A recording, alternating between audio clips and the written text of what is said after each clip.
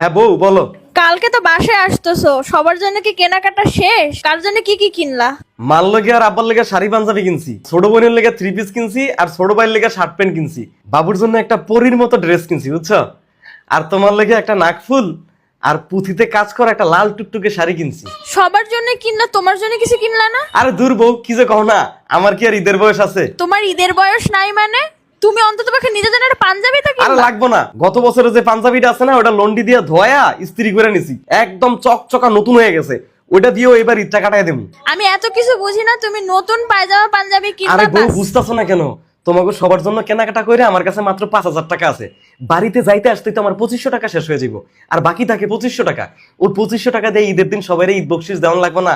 তারপরে একটু টুকটাক হাত খরচ আছে না, তার জন্য তো কিছু টাকা পয়সা লাগে। এখন আমি যদি আমার জন্য কিছু কিনি, তাইলে এই ঈদে আর আমার বাড়িতে যাওয়া হইব না। সবার চিন্তা করতে করতে নিজের জীবনটাই তুমি শেষ করে দেও, বুঝছো? তোমার নিজের জন্য আর কিছু করা লাগবে না জীবনে। মধ্যবিত্ত পরিবারের দায়িত্ববান পুরুষদের ঈদটা এইভাবেই কাটে। বিশ্বাস না হলে আপনারা আশেপাশে একটু খোঁজ নিয়ে দেখুন।